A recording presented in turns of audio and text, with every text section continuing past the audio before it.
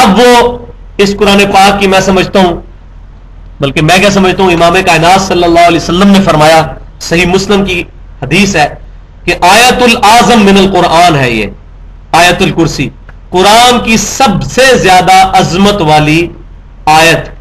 ایک آیت کے اندر اللہ تبارک و تعالیٰ نے توحید کا وہ تعارف کروایا ہے جو سورۃ الاخلاص کی تفسیر ہے۔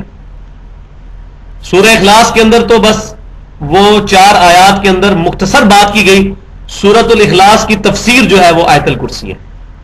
تو آیت الکرسی جو ہے 255 نمبر آیت سورۃ البقرہ کی، صحیح مسلم میں نبی صلی اللہ علیہ وسلم نے اس کو آیت العظم من القرآن فرمایا ہے، قرآن پاک کی سب سے عظمت والی آیت۔ تو اس سے یہ بھی پتا چل گیا کہ عظیم کا مطلب ہوتا ہے، اعظم کا مطلب ہوتا ہے عظمت والا، بڑا گروہ نہیں۔ جس طرح وہ ایک حدیث پیش کرتے ہیں سنن ابن ماجہ سے کہ سواد اعظم کو پکڑ لو، سب سے بڑی جو جماعت ہے اس کو پکڑ لو، تو بریلوی پاکستان میں کہتے ہیں ہم سب سے زیادہ ہیں، ہم حق پر ہیں، کیونکہ نبی صلی اللہ علیہ وسلم نے فرمایا کہ سواد اعظم کو پکڑ لو، سب سے زیادہ ہم ہیں۔ دیوبندی بنگلہ دیش میں زیادہ ہیں، وہاں وہ کہتے ہیں سواد اعظم کا مطلب ہے دیوبندی ہو جاؤ۔ اہل حدیث سعودی عرب میں زیادہ ہیں، وہ کہتے ہیں سواد اعظم کا مطلب یہ ہے کہ اہل حدیث ہو جاؤ، اور یہ مطلب نہیں بھائی ہو سواد اعظم کا۔ سواد اعظم کا مطلب ہے عظمت والا گروہ۔ وہ اس زمانے میں صحابہ کرام علیہم رضوان تھے، اور قیامت تک ایک گروہ جو قرآن سنت اجماع کو حجت مانتا ہے اور ضرورت پڑنے پر اجتہاد کا قائل ہے، وہ اہل سنت میں یا وہ اعظم گروہ ہے، تعداد چاہے اس کی تھوڑی ہو۔ آج بھی دنیا میں 2.25 ارب کرسچن ہیں، تعداد تو ان کی زیادہ ہے۔ تو مسلمانوں کے اندر بھی تعداد پہ نہیں ڈیپینڈ کر رہا، بلکہ اتھینٹسٹی کے اوپر ڈیپینڈ کر رہا ہے۔ ورنہ قرآن پاک کی سب سے لمبی جو آیت ہے وہ سورۃ البقرہ میں آگے چل کر آئے گی۔ تو اگر تعداد کا مطلب بڑا ہونا ہوتا اس کی لینتھ کا، تو پھر آیت الکرسی تو اعظم نہ ہوتی، پھر تو وہ ہوتی۔ اسی طریقے سے صحیح بخاری میں آتا ہے سورۃ العظم قرآن پاک کے اندر سورہ فاتحہ ہے۔ تو اگر تعداد کی بات ہوتی تو سورہ بقرہ سب سے بڑی ہے، اس کو سورۃ العظم ہونا چاہیے تھا، لیکن نبی صلی اللہ علیہ وسلم نے سورہ فاتحہ کو فرمایا۔ اس کا مطلب ہے عظمت والی سورت سب سے زیادہ سورہ فاتحہ ہے، یا اس کے بعد پھر سورہ اخلاص ہے۔ آپ کو شیطان جو ہے وہ نیند دلا رہا ہے، جو دیکھے نا اس کے دائیں بائیں کو سویا ہوا ہے اس کو پکڑے۔ اب آپ ایک دوسرے پہ نظر بھی رکھنی ساتھ ساتھ، کیونکہ شیطان نہیں چاہے گا کہ ہمیں آیت الکرسی سمجھ آ جائے یہ کیا ہے، کیونکہ ورنہ تو عید سمجھ آ جائے گی، کائنات بنی تو عید کے لیے ہے، تو عید تو اس نے سمجھنے نہیں دینی ہمیں۔ تو آج شیطان جو ہے وہ پورا زور لگائے گا کہ یہ آیت الکرسی سمجھنا ہے۔ تو یہ آیت العظم قرآن پاک کی سورۃ البقرہ کی آیت نمبر 255 آیت الکرسی ہے۔ صحیح بخاری کے اندر ایک حدیث موجود ہے کتاب الوکالہ چیپٹر میں، امام کائنات صلی اللہ علیہ وسلم نے ارشاد فرمایا، سیدنا ابو ہریرہ رضی اللہ تعالیٰ عنہ کہتے ہیں آپ صلی اللہ علیہ وسلم نے اس بات کی تصدیق فرمائی کہ جو شخص رات کو آیت الکرسی پڑھ کر سوتا ہے، اللہ تعالیٰ اس کی حفاظت کے لیے ایک فرشتہ اس پر مقرر کر دیتا ہے، اور صبح ہونے تک اللہ تعالیٰ اس کو شیطان سے محفوظ رکھتا ہے، شیطان اس کے قریب نہیں آتا۔ یہ آیت الکرسی کی فضیلت ہے۔ تو ہمیں رات کو سوتے وقت اور صبح بھی، صبح شام کے اذکار میں یہ آیت الکرسی شامل ہے۔ اور تیسری فضیلت سنن نسائی الکبریٰ کے اندر موجود ہے صحیح سند کے ساتھ کہ امام کائنات صلی اللہ علیہ وسلم نے ارشاد فرمایا، جو کوئی شخص فرض نماز کے فوراً بعد آیت الکرسی پڑھ لے گا، اس کے اور جنت کے درمیان صرف موت ہے، یعنی وہ بندہ مرتے ہی جنت میں داخل ہوگا جو اپنی عادت بنائے گا فرض نماز کے بعد آیت الکرسی پڑھنے کی۔ ایک ضعیف روایت ہے، لیکن ضعیف روایت اس کے سپورٹ میں لے کے آ رہا ہوں سنن بہیقی کے اندر، اس میں سیدنا علی رضی اللہ تعالیٰ سے یہ روایت ہے کہ کسی سے گفتگو کرنے سے پہلے آیت الکرسی پڑھنی ہے۔ تو کوشش کریں کہ کسی سے بات کیے بغیر فرض نماز کے فوراً بعد اللہ اکبر استغفر اللہ استغفر اللہ استغفر اللہ اللہم انت السلام منک السلام تبارک یا ذا الجلال والاکرام پڑھ کے فوراً آیت الکرسی پڑھ لیں بغیر کسی سے گفتگو کیے، یہ اس کا پروٹوکول بھی ہو جائے گا۔ تو یہ تو اس کی فضیلت اس اعتبار سے۔ اب اللہ کا نام لے کر اس کو شروع کرتے ہیں۔ اللہ لا الہ الا ہو الحی القیوم، اللہ ہی ہے کہ اس کے علاوہ کوئی الہ نہیں ہے مگر وہی اللہ، الحی القیوم، وہ خود سے زندہ ہے اور ہر چیز کو قائم رکھنا ہے اسی کی طرف سے. ہر چیز اسی کی وجہ سے قائم ہے.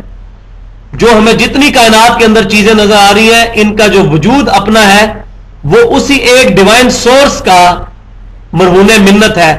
اسی ایک اللہ کی وجہ سے یہ تمام چیزیں قائم ہیں. اگر اللہ تبارک و تعالیٰ کا امر نہ ہو, اللہ تبارک و تعالیٰ کی طرف سے امر کن نہ ہو, یہ تمام چیزیں سٹیبل نہیں رہ سکتی. جیسے سورہ فاطر میں اللہ تبارک و تعالیٰ شاہ فرماتا ہے کہ اللہ ہی نے تھام رکھا ہے زمین و آسمان کو.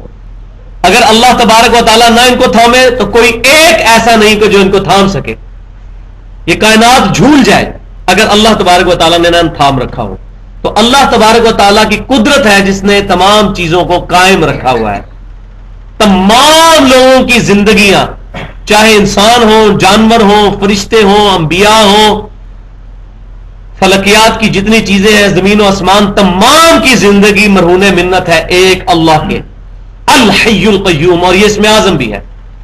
نبی صلی اللہ علیہ وسلم جو مشکل اور پریشانی میں اللہ کی بارگاہ میں ریکویسٹ کرتے تھے, المستدرک للحاکم کے اندر یہ صحیح سند کے ساتھ موجود ہے, یا حیو یا قیوم برحمتی کا استغیث, اے خود سے زندہ ہر چیز کو تھامنے والے, میں تیری رحمت کے ساتھ تیری مدد کا سوال کرتا ہوں.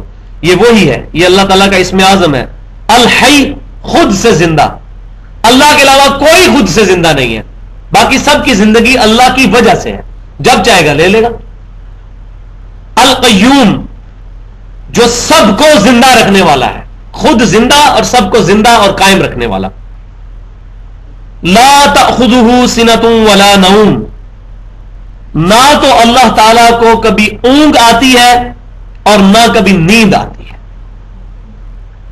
ہم لوگ جاگ بھی رہے ہوں, جس طرح ابھی کئی لوگ اونگ بھی رہے ہیں ساتھ ساتھ, ان سے پوچھے ہوئے کہ ہم جاگ رہے ہیں, لیکن اونگ تو آ رہی ہے, غافل تو ہے. اللہ تبارک و تعالیٰ کو اونگ بھی نہیں آتی, نیند آنا تو بڑی دور کی بات ہے, اونگ بھی نہیں آتی اور نہ اس کو نیند آتی ہے.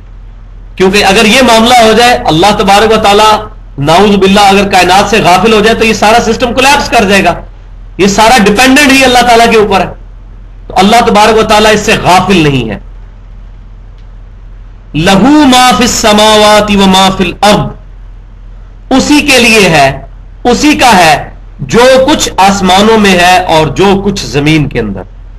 تو یہ قرآن کا اسلوب ہے, جب بھی یہ بات آئے گی نا فی السماوات و ما فی الارض, اس سے مراد پوری کائنات ہوگی, کیونکہ سارے آسمان اور زمین اور جو کچھ ان کے درمیان یہ سب اللہ تبارک و تعالیٰ کا ہے, اسی کی ملکیت ہے. زمین کا خصوصیت سے اس لیے ذکر ہے کہ زمین اللہ تبارک و تعالیٰ کی قدرت کا شاہکار ہے. اس طرح کا کوئی پلانٹ ابھی تک دریافت نہیں ہوا کہ جہاں پر اس طرح کی زندگی موجود ہو. ویسے تو زمین سے بہت بڑے بڑے سیارے اور ستارے موجود ہیں, لیکن قرآن میں زمین پر اس لیے زور ہے کہ یہ اللہ تعالیٰ کی قدرت کا شاہکار ہے. صرف 20 لاکھ مخلوقات تو دریافت ہو چکی ہوئی ہیں, 20 لاکھ مخلوقات اس زمین کے اوپر دریافت ہو چکی ہیں. 20 لاکھ تعداد نہیں ہے, سپیشیز کی بات کر رہا ہوں. مثلا گھوڑا ایک مخلوق, گدھا دوسری مخلوق, کوا تیسری مخلوق, چیل چوتھی مخلوق. اس طریقے سے اگر گننا شروع کریں تو جانور اور پودے اور یہ چرند پرند اور حشرات ملا کر 20 لاکھ مخلوقات بنتی ہیں جو زمین پہ دریافت ہو چکی ہیں. اس روئے ارض پہ 1 انچ بھی ایسا نہیں ہے جہاں پر کوئی نہ کوئی زندہ مخلوق موجود نہ ہو. ایون ہماری یہ کھال ہے, اس کے اوپر بھی بیکٹیریاز پل رہے ہیں جو ہمیں نظر نہیں آتے. تمام کی تمام چیزیں اللہ تبارک و تعالیٰ سے رزق مانگتی ہیں, اللہ تعالیٰ ان کا رزق پورا کرتا ہے. ایک دہی کے کپ کے اندر 6 ارب بیکٹیریا ہیں, more than the human population on the face of earth. دنیا میں جتنے لوگوں کی تعداد ہے اس سے زیادہ بیکٹیریا ایک دہی کے کپ کے اندر موجود ہے. وہ رزق کس سے لے رہے ہیں؟ ایک اللہ سے. اس وقت کائنات کے اندر 250 ارب 250 بلین گلیکسیز دریافت ہو چکی ہیں. ایک گلیکسی کے اندر 300 ارب سورج ہوتے ہیں, جن میں سے ایک سورج یہ ہے. یہ ہمارا جو سورج نظر آتا ہے زمین سے 13 لاکھ گنا بڑا ہے. ہر سیکنڈ میں 50 کروڑ اٹامک بم کے برابر انرجی اس میں سے ہیٹ نکل رہی ہے. یہ ایک سورج ہے. اس طرح کے 300 ارب سورج ہماری گلیکسی میں اور موجود ہیں. یہ ایک گلیکسی بنے گی ملکی وے, اور پھر اس گلیکسی کی طرح کی 250 ارب گلیکسیز اور موجود ہیں. یہ نیشنل جغرافی اور ڈسکوری چینل جو امریکہ کے, ان کے فگرز میں آپ کو بتا رہا ہوں. یہ تمام کی تمام کائنات جس کے ستارے اور جس کے اجسام فلکی گننا ناممکن ہے, یہ تمام کی تمام چیزیں اللہ تبارک و تعالی کی ملکیت ہے اور اللہ ہی کی وجہ سے قائم ہے. لہو ما فی السماوات و ما فی الارض, اللہ ہی کا ہے جو کچھ بھی آسمانوں اور زمین کے اندر ہے. من ذا الذی یشفع عنده الا باذنہ, کس کی مجال ہے جو اللہ کے حضور کسی کی شفاعت کر سکے مگر اس کے اذن سے. دنیا میں سفارش کی جاتی ہے, مثال کے طور پہ کوئی جج کو جا کے یہ کہہ سکتا ہے کہ جج صاحب آپ کو نہیں پتا یہ بڑا شریف آدمی ہے, میں اس کو جانتا ہوں, یہ آپ کے سامنے جو فائل پیش کی گئی ہے یہ جھوٹے گواہ پیش کیے گئے ہیں, اصل میں تو یہ بندہ بالکل ٹھیک ہے. اب یہ اللہ کو تو کوئی نہیں کہہ سکتا جا کے کہ یہ اللہ جی آپ کو نہیں پتا, میں جانتا ہوں اس کو, میں اس کی سفارش کر رہا ہوں. یہ سفارش کا مطلب یہ ہے, یہ اللہ تعالیٰ اس چیز کی نفی کر رہا ہے. کس کی جرت ہے؟ من ذا الذی یشفع عنده, یہ جو اتنا جو اللہ تبارک و تعالیٰ کی طرف سے شہانہ خطاب ہے, کس کی جرت ہو جو میری بارگاہ میں شفاعت کرے. مجھے کون بتائے کہ فلاں بندہ اس طرح نہیں اس طرح ہے, اس کے ساتھ زیادتی ہوئی ہے, فرشتوں نے اس کی غلط چیزیں لکھ لی ہیں, کون ہے جو مجھے یہ بات بتائے. الا باذنی, ہاں میرے اذن سے کوئی بات کرے, میں جس کو اجازت دوں کہ فلاں کی شفاعت کرے وہ علیحدہ معاملہ ہے, ورنہ مجھے فیکٹ آف فائلز کون بتا سکتا ہے. یہ سارے فیکٹس, کسی کی بھی فائل جو کھلے گی اس کی جرم کی داستان وہ تو میں جانتا ہوں. الا باذنی, یہ واحد مقام ہے جہاں سورۃ البقرہ میں اللہ تعالیٰ نے پہلے تو ڈینائی کیا کہ کوئی شفاعت نہیں کر سکتا, لیکن ساتھ فرمایا الا باذنہ, مگر اس کے اذن کے ساتھ. اب اذن کس کو دیا ہے اللہ تبارک و تعالیٰ نے؟ شفاعت کا. ایک اذن تو وہ ہے جو شفاعت کبریٰ ہے, جو امام کائنات سید الاولین والآخرین شفیع المذنبین رحمت للعالمین سیدنا و مولانا محمد رسول اللہ صلی اللہ علیہ وآلہ وسلم کو اللہ تبارک و تعالیٰ نے مقام محمود پر فائز فرمایا ہے. صحیح بخاری اور صحیح مسلم کی متفق علیہ حدیث ہے. حدیث کیا ہے؟ حدیثیں ہیں, درجنوں حدیثیں ہیں بخاری اور مسلم کی, اور باقی کتابوں میں بھی سینکڑوں کی تعداد میں. یہ تو حدیث متواترہ ہے شفاعت کے بارے میں جو عقیدہ. لہذا پوری دنیا کے مسلمان, چاہے اہل سنت کہلوانے والے ہوں, بریلوی, دیوبندی, اہل حدیث یا اہل تشیع ہوں, کسی کا شفاعت کے معاملے میں کوئی اختلاف نہیں ہے. سب مانتے ہیں کہ نبی صلی اللہ علیہ وسلم کو اللہ تعالیٰ شفاعت کا اذن عطا فرمائے گا, کسی کا کوئی اختلاف نہیں ہے. بخاری اور مسلم کی متفق علیہ حدیث ہے, امام کائنات صلی اللہ علیہ وسلم فرماتے ہیں میں تمام اولین اور آخرین کا سردار ہوں. یہ اس لیے, اس کے بعد آپ صلی اللہ علیہ وسلم کی حدیث شفاعت شروع ہو جاتی ہے کہ قیامت والے دن سب کے سب لوگ جب پریشانی کے عالم میں ہوں گے تو اکٹھے ہو کر سیدنا آدم علیہ السلام کے پاس جائیں گے, ان سے ریکویسٹ کریں گے کہ آپ ہماری شفاعت کریں. لیکن آدم علیہ السلام کہیں گے کہ آج تو مجھے اپنی جان کی فکر ہے, تم نوح علیہ السلام کے پاس جاؤ. لوگ نوح علیہ السلام کے پاس جائیں گے تو نوح علیہ السلام کہیں گے آج تو مجھے اپنی جان کی فکر ہے, تم ابراہیم علیہ السلام کے پاس جاؤ. لوگ ابراہیم علیہ السلام کے پاس جائیں گے, وہ کہیں گے آج مجھے اپنی جان کی فکر ہے. موسیٰ علیہ السلام کے پاس جاؤ. اس طریقے سے مختلف احادیث میں مختلف الفاظ ہیں. مختصر یہ کہ اینڈ پہ لوگ حضرت عیسیٰ علیہ السلام تک پہنچیں گے تو عیسیٰ بن مریم علیہ السلام کہیں گے کہ آج کے دن میں اس شخص کو جانتا ہوں کہ جس کے ہاتھ پر شفاعت کا دروازہ کھلے گا, تم محمد رسول اللہ صلی اللہ علیہ وسلم کے پاس چلے جاؤ, وہ شفاعت کریں گے. آپ صلی اللہ علیہ وسلم فرماتے ہیں پھر لوگ میرے پاس آئیں گے تو میں کہوں گا کہ ہاں میں شفاعت کروں گا. آپ صلی اللہ علیہ وسلم کہتے ہیں میں اللہ تعالیٰ کی بارگاہ میں سجدہ ریز ہوں گا, اور جب تک اللہ چاہے گا میں سجدے میں ہی رہوں گا. پھر اللہ تبارک و تعالیٰ مجھے فرمائے گا اے محمد صلی اللہ علیہ وسلم اپنا مبارک سر اٹھائیے, آپ شفاعت کریں, آپ کی شفاعت قبول کی جائے گی, آپ بات کریں, آپ کی بات سنی جائے گی. تو آپ صلی اللہ علیہ وسلم فرماتے ہیں پھر اللہ تعالیٰ میرے لیے تعداد مخصوص کر دے گا کہ آپ اتنے امتیوں کو دوزخ سے نکال کر جنت میں لے جائیں, ان کی شفاعت فرمائے. تو میں پھر ان کی شفاعت کروں گا, پھر واپس آؤں گا, پھر میں نبی سے اللہ تعالیٰ کی بارگاہ میں سجدہ کروں گا. پھر اللہ تبارک و تعالیٰ مجھے فرمائے گا اپنا سر اٹھائیے. پھر اللہ تعالیٰ مجھے کلمات سکھائے گا جن سے میں اللہ تعالیٰ کی توحید بیان کروں گا, اللہ کی تعریف بیان کروں گا. پھر اللہ تعالیٰ میرے لیے ایک تعداد مخصوص کرے گا. اس طرح 3 دفعہ ہوگا. اور پھر تیسری دفعہ اللہ تبارک و تعالیٰ سے میں ریکویسٹ کروں گا کہ جس نے ایک دفعہ بھی اخلاص کے ساتھ کہا ہے لا الہ الا اللہ محمد رسول اللہ صلی اللہ علیہ وسلم، اس کو بھی میں دوزخ سے نکال لوں تو وہ شفاعت قبول کی جائے گی. آپ صلی اللہ علیہ وسلم پھر آخری دفعہ جب جائیں گے دوزخ کی طرف تو تمام اپنے امتیوں کو نکال لیں گے، مگر وہ لوگ کہ جن کے بارے میں پھر فرشتے کہیں گے کہ یا رسول اللہ صلی اللہ علیہ وسلم آپ کے سارے امتی آپ دوزخ سے نکل چکے ہیں سوائے ان امتیوں کے کہ جن کو قرآن نے جنت میں جانے سے روک لیا ہے، اور وہ کبھی بھی اب جنت میں نہیں جائیں گے. قرآن نے کن لوگوں کو روک لیا ہے؟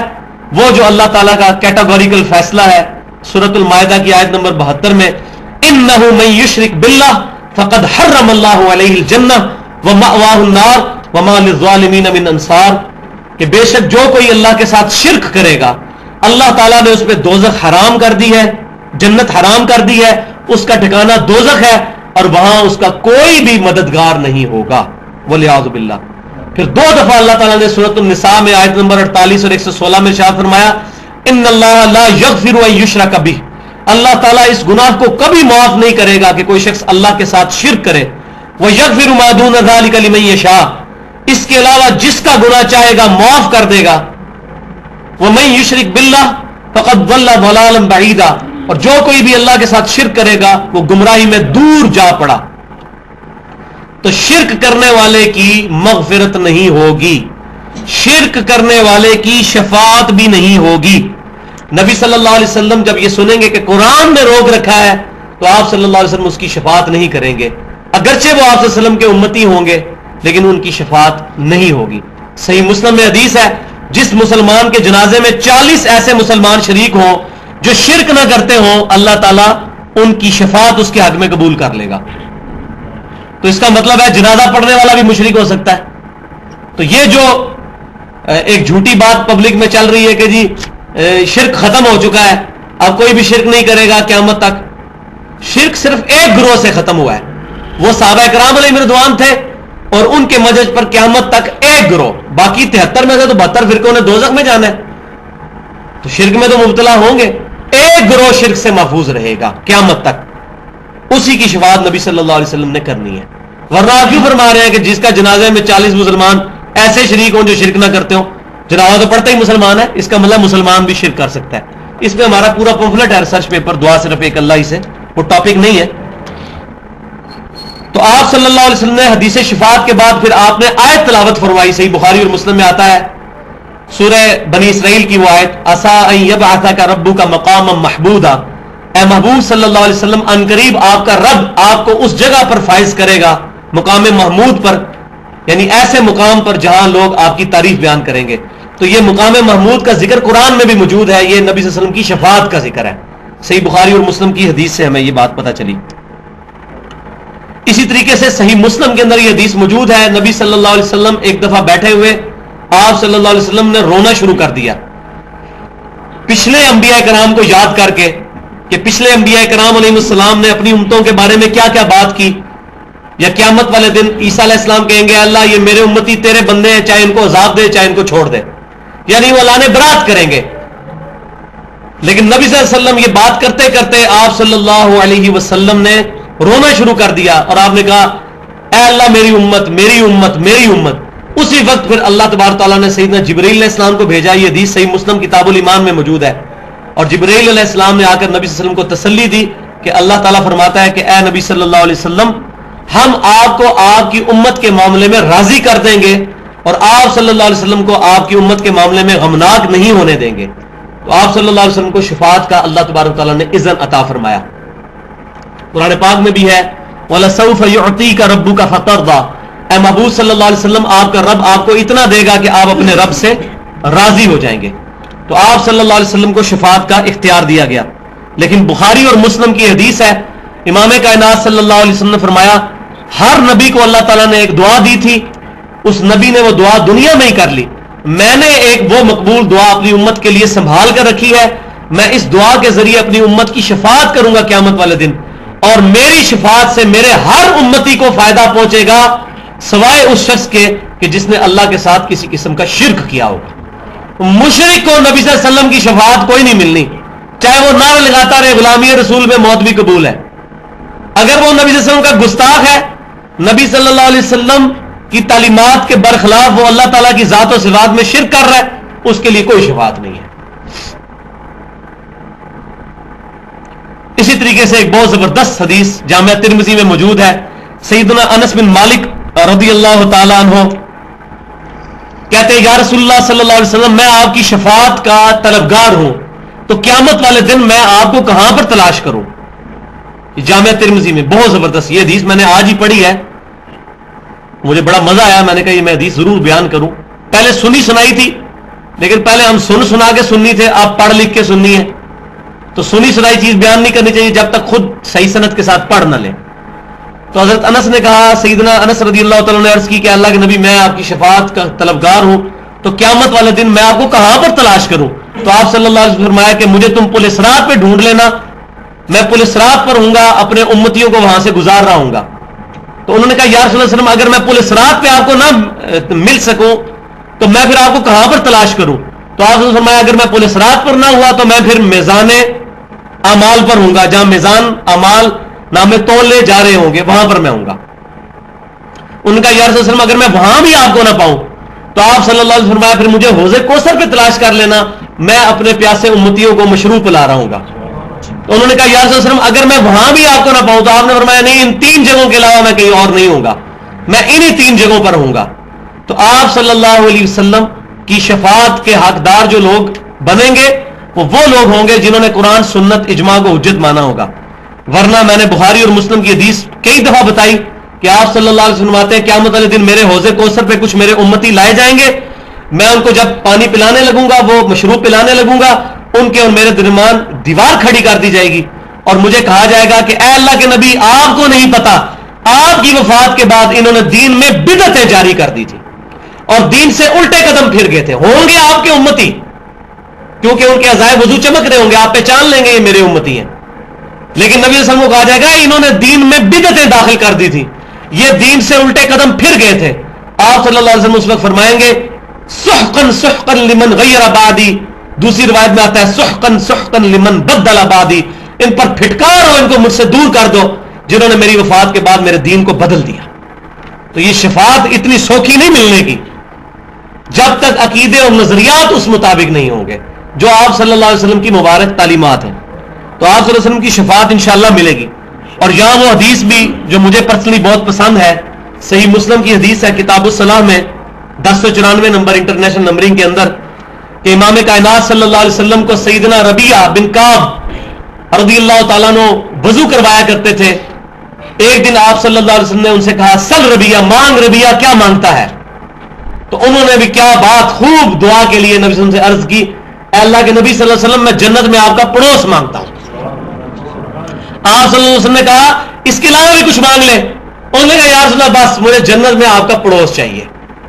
ہماری طرح کو ہوتا دنیا دار تو اور چیزیں بھی مانگتا، لیکن نبی صلی اللہ علیہ وسلم سے انہوں نے کہا کہ آپ بس اس کے لیے میرے لیے دعا فرما دیں۔ تو آپ صلی اللہ علیہ وسلم نے فرمایا کہ پھر تو کثرت سجود کے ساتھ میری مدد کر، یعنی یہ نہیں ہے کہ بغیر کیے ہوئے کچھ مل جائے گا، یعنی نمازوں میں پابندی رکھ، کثرت سجود کے ساتھ میری مدد کر، یعنی تیری اللہ کی بارگاہ میں تو میں سفارش کر دوں گا، لیکن نیک امال بھی اپنے کرتوت بھی ایسے کر کہ اس کی وجہ سے تو وہاں تک پہنچ جائے، تو کثرت سجود کے ساتھ میری مدد کر۔ تو اس سے یہ پتا چلا کہ صحابہ کرام علیہم رضوان جنت کے مشتاق تھے، لہذا جو چند صوفیاء کا یہ غلط کنسپٹ ہے، سب صوفیاء کا تو نہیں میں کہتا لیکن چند صوفیاء کا، وہ کہتے ہیں کہ سانو جنت نہیں چاہیے، اسی تے اللہ سے عبادت کرنے سانو دوزخ دا کوئی ڈر نہیں، تو یہ عقیدہ صراحتاً باطل قرآن اور سنت کے خلاف ہے۔ اور ادھر ہی وہ واقعہ جو بڑا مشہور ہے تذکرۃ الاولیاء کتاب کے اندر، شیخ فرید الدین عطار نے 800 سال پہلے کتاب لکھی ہے جس میں انتہائی خطرناک یہ واقعہ لکھا ہوا ہے کہ رابعہ بصریہ کے بارے میں، پتہ نہیں اس بیچاری نے یہ کہا بھی ہے کہ نہیں، وہ تو فوت ہو چکی ہیں اللہ کی بارگاہ میں، ہم ان کو تو کچھ برا نہیں کہتے، لیکن ان کی باتیں جو کتاب میں موجود ہیں ہم وہ تو بیان کریں گے، لوگوں کو بتائیں گے غلطی کیا ہے۔ اللہ تعالیٰ بھی عیسائیوں کی غلطیاں بتاتا ہے، مشرکین مکہ کی غلطیاں بتاتا ہے، ہمیں بھی مسلمانوں کی جو غلطیاں پوائنٹ آؤٹ کرنی چاہیے بغیر کسی پر گالی گلوچ کیے ہوئے۔ غلطی بتائیں گے تو کوئی اصلاح کرے گا۔ ایک قادیانی کو یہ بتائیں گے نہیں ختم نبوت کا کیا مطلب ہے، جی جو جتنے لگے انہوں لگا رہنے دو، اس کو کیسے سمجھ آئے گی؟ تو رابعہ بصریہ نے ایک دن ایک ہاتھ میں پانی اٹھایا ہوا ایک آدمی اس نے آگ اٹھائی ہوئی تو لوگوں نے پوچھا کہاں جا رہی ہے؟ اس نے کہا جی میں یہ پانی سے دوزخ کی آگ بجھانا چاہتی ہوں اور اس آگ سے میں جنت کو آگ لگانا چاہتی ہوں تاکہ لوگ جنت دوزخ کی وجہ سے نہیں اللہ کی وجہ سے اللہ کی عبادت کریں. استغفر اللہ واتوب الیہ والعیاذ باللہ تعالی. اب لوگ یہ پہلے ہم بھی واقعات آج سے 2-3 سال پہلے بیان کر کے بڑا جھومتے تھے ہاں جی کیا توحید ہے جی, کھیت ہے مٹی توحید ہے, یہ توحید ہے, یہ تو گستاخی ہے. ایمان والے تو جنت میں نبی کا پڑوس مانگ رہے ہیں اور نبی صلی اللہ علیہ وسلم بھی یہ بھی نہیں کہہ رہے کہ جنت نو آگ لا. اور مزے کی بات ہے اس صحابی کا نام ہے ربیہ, تو میں کہتا ہوں میرا عقیدہ ربیہ کے ساتھ ہے, رابعہ بصری کے ساتھ نہیں ہے. رابعہ اور ربیہ دونوں ایک جیسے ہی نام ہے. ہم ربیہ کے ساتھ ہے, رابعہ کے. ہم بھی دعا کرتے ہیں کہ اللہ تعالیٰ ہمیں جنت میں امام کائنات صلی اللہ علیہ وسلم کا پڑوس نصیب فرمائے. اور جنت میں سب سے بڑی دولت اللہ تعالیٰ کا دیدار ہے. وہ جنت میں جائے بغیر ہونا کوئی نہیں ہے. تو جو یہ کہہ رہا ہے میں اللہ کے لیے عبادت کرتا ہوں تو اللہ جنت میں ہی دیدار کروائے گا, دوزخ میں اللہ کا دیدار کوئی نہیں ہونا. تو جنت میں جانا ضروری ہے اللہ کے دیدار کے لیے. لہذا جنت دوزخ کے بارے میں اس طرح کی گفتگو کرنا اور منہ سے اول فول بکنا یہ سخت جرم ہے. بکنا تو بڑا چھوٹا لفظ ہے, میں کہتا ہوں یہ کفر بولنا, یہ کفریات ہے. جنت کی توہین کرنا, جنت کی توہین اللہ کی توہین ہے نعوذ باللہ, کیونکہ اللہ کی رحمت کا جو مقام ہے وہ جنت ہے. میں نے شفاعت کے اوپر کافی ڈیٹیل کے ساتھ گفتگو کی الحمدللہ. یعلم ما بین ایدیہم وما خلفہم, اللہ تعالیٰ جانتا ہے جو ان سے پہلے ہو چکا اور جو ان کے بعد ہونے والا ہے. یعنی جس کی شفاعت آپ کر رہے ہو یا جو شفاعت کرنے والا ہے اس کے اپنے معاملات بھی اللہ تعالیٰ جانتا ہے, جو پہلے کر رہا ہے جو بعد میں ہونے والا ہے. اللہ کو کون بتائے کہ یا اللہ اس کی شفاعت قبول کر لے میری طرف سے, اس بیچارے نے یہ نہیں کیا. اللہ تو جانتا ہے جو کچھ آگے کیا جو کچھ پیچھے چھوڑ گیا ہے. ولا يحيطون بشيء من علمه الا بما شاء, اللہ تعالیٰ کے علم میں سے کوئی بھی کسی چیز کا احاطہ نہیں کر سکتا. اور خصوصاً فرشتوں کی طرف اشارہ ہے کہ وہ اللہ کے علم میں سے کسی چیز کا احاطہ نہیں کر سکتے مگر جو اللہ چاہتا ہے. جو اللہ تعالیٰ چاہے گا وہ احاطہ کروا دے گا.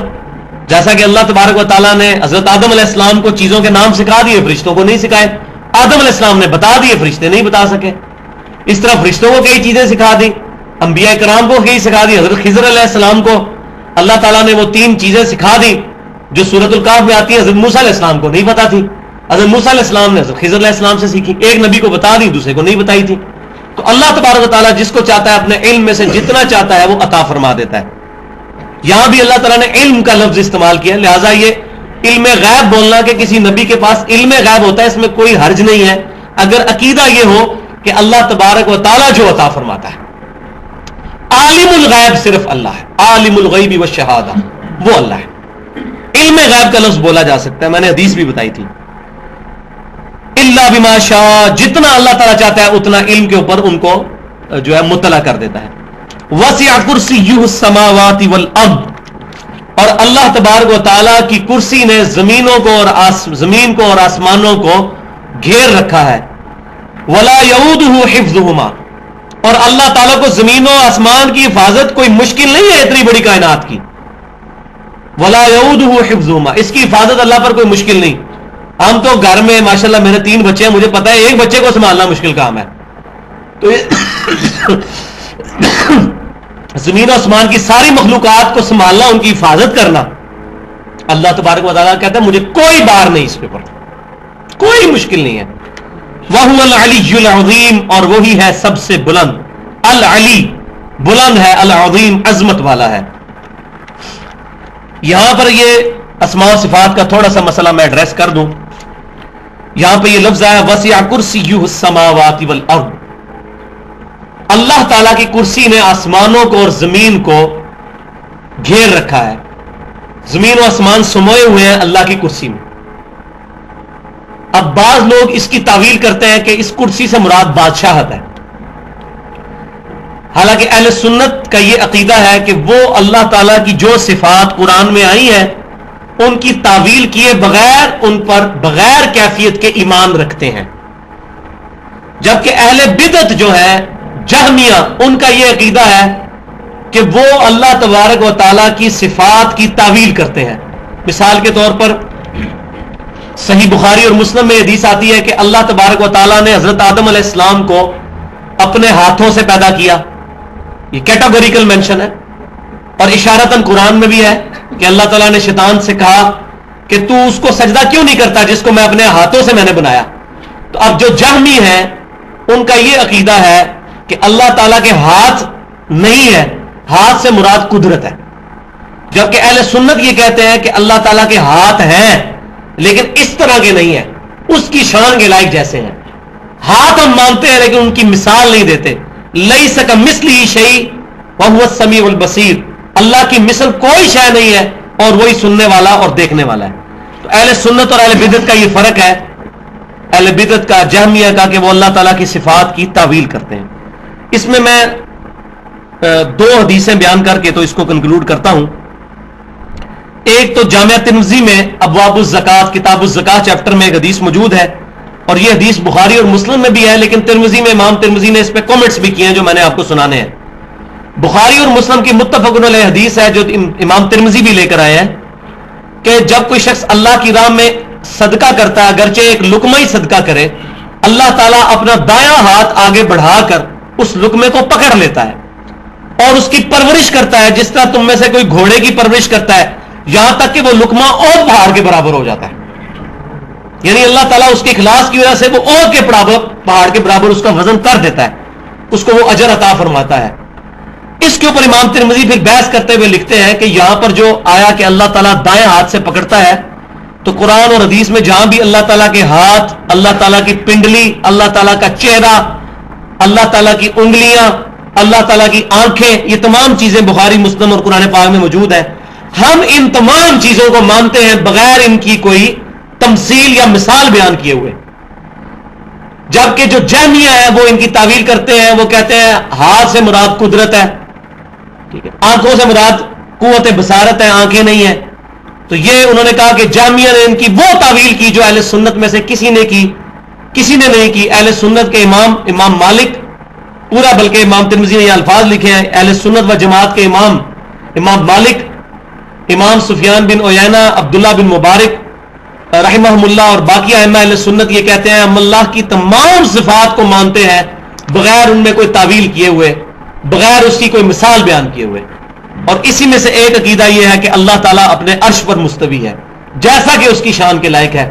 ہم اس کی کوئی تعویل نہیں کرتے کہ اللہ تعالیٰ عرش پر مستوی نہیں, بلکہ اللہ نے غلبہ فرمایا عرش پہ, جیسا کہ المحند علی المفند کے اندر شیخ خلیل سہارنپوری نے 1906 کے اندر اپنے عقیدوں میں لکھا, علماء دیوبند کے 35 علماء کے اس پہ سائن ہے کہ ہم اللہ تعالیٰ کو جو عرش پہ مانتے ہیں تو اگرچہ, اچھا انہوں نے بھی یہ بات مانی ہے, اگرچہ سلف نے اس کی کوئی تعویل نہیں کی, لیکن ہم بعد والے علماء نے لوگوں کو سمجھانے کے لیے, تاکہ لوگوں کو یہ بات سمجھ آئے, لوگوں کو سمجھانے کی کیا ضرورت ہے.